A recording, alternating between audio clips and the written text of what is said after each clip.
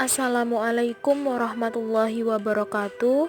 Perkenalkan, saya Yunita Alfiani Putri dari Prodi Studi Agama-Agama kelas A yang akan menjelaskan materi tentang peran ilmu studi agama-agama.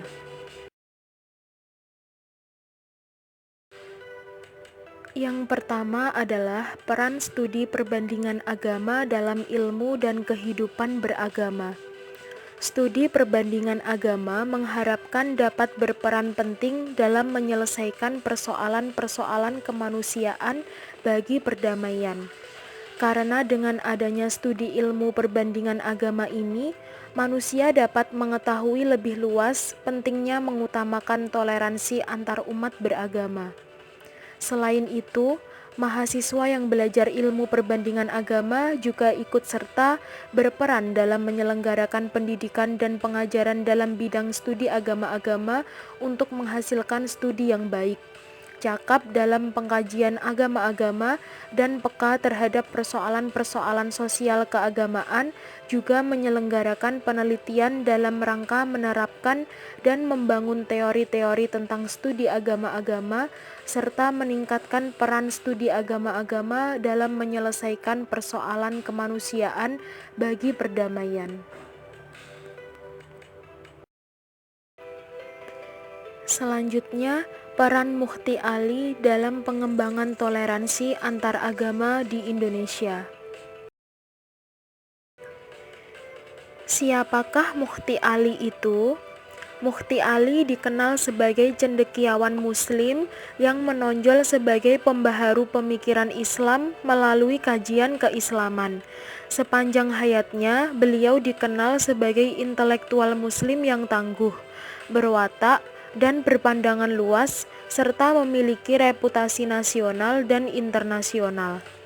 Hingga sampai kini, beliau dikenang sebagai ahli perbandingan agama yang meletakkan kerangka kerukunan antar umat beragama di Indonesia, sesuai dengan prinsip Bhinneka Tunggal Ika atau istilah yang sering digunakan, yaitu setuju dalam perbedaan.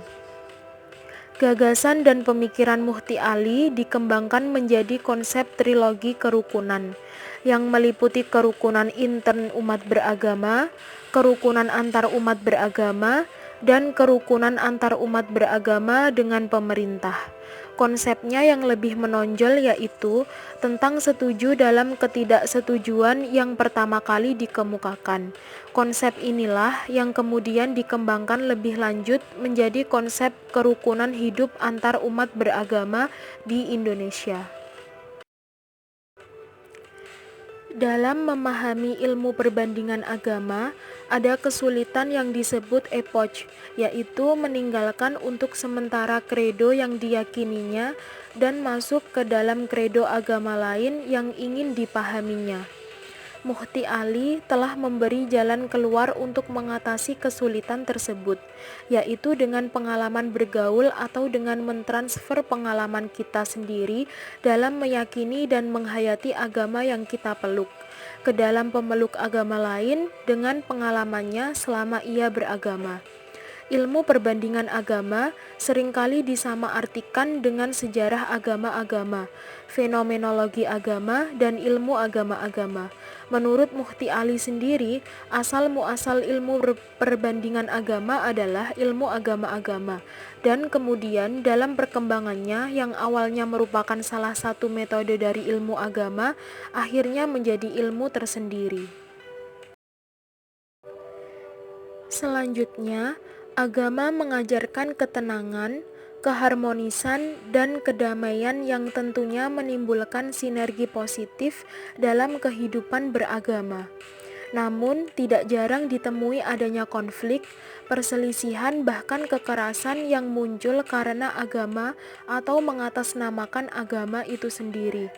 Bahkan yang menyedihkan lagi, ada kalanya konflik itu terjadi antar sesama agama yang memiliki sekte berbeda. Padahal dalam setiap agama terdapat ajaran tentang kerukunan antar sesama. Untuk hal ini, Mufti Ali berperan agar tidak terjadinya kesalahpahaman antar umat beragama. Perlu sebuah disiplin ilmu tentang agama-agama yang ada di dunia ini, Dalam hal ini kita kenal dengan ilmu perbandingan agama. Ketika Mukti Ali diangkat menjadi Menteri Agama Republik Indonesia pada tahun 1971 sampai dengan 1978, beliau telah menggagas model kerukunan antar umat beragama untuk menciptakan harmonisasi kehidupan nasional. Terapi yang digagas Mukti Ali dan diimplementasikan melalui Departemen Agama secara mendasar dilandasi oleh prinsip keadilan Islam yang mempercayai 3 hal penting, yakni yang pertama adalah kebebasan hati nurani secara mutlak, yang kedua persamaan kemanusiaan secara sempurna, dan yang ketiga solidaritas dalam pergaulan yang kokoh.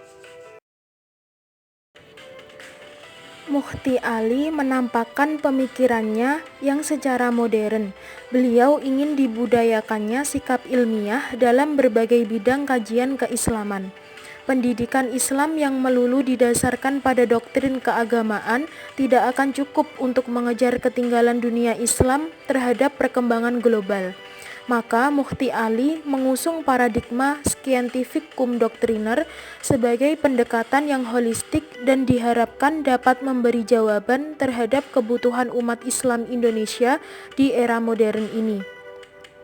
Gagasan Mukti Ali juga tidak dapat dilepaskan dari iklim yang berkembang di Barat, yang berkaitan dengan studi agama-agama. Sejak abad ke-19, di Barat telah berkembang paradigma untuk melakukan studi agama dengan 4 corak, yaitu yang pertama, scientific, yang kedua, kritikal, yang ketiga, historikal, dan yang keempat, komparatif. Hal itulah yang telah dilakukan Mukti Ali di tanah air. Beliau selalu mendorong dan ikut serta dalam meningkatkan kajian ilmiah terhadap agama-agama dan budaya di Indonesia yang harus dikelola dengan baik.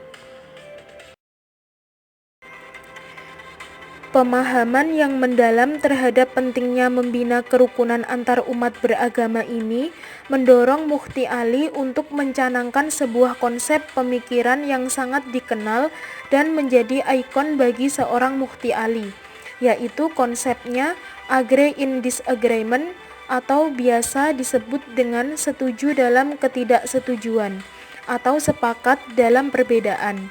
Pandangan ini berangkat dari kesadaran akan pluralitas agama dan budaya di Indonesia, dilandasi dengan pemahamannya yang mendalam terhadap teks-teks fundamental dalam Islam dan tentunya juga semangat dalam pembaruan yang dimilikinya sejak menimba ilmu.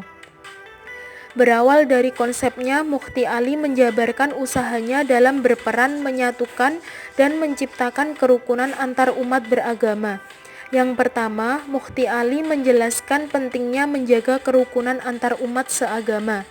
Umat satu agama memiliki berbagai kelompok yang tentunya memiliki perbedaan.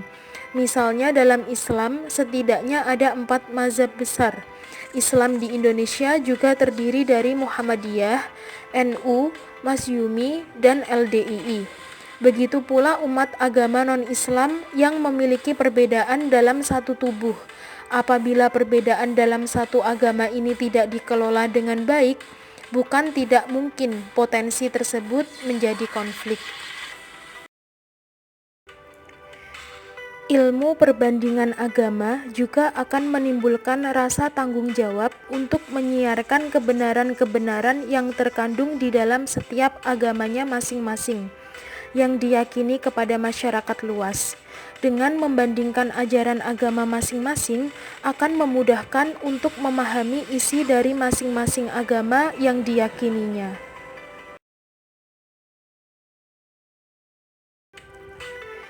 Dalam penjelasan tentang peran ilmu studi agama-agama, tentunya di dalam peran tersebut ada manfaat tersendiri.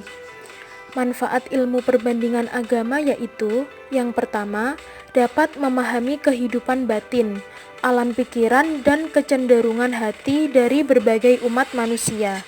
Yang kedua, dengan mengetahui agama-agama lain, seorang muslim dapat mencari persamaan-persamaan lebih tepat kesejajaran antara agama Islam dengan agama lainnya.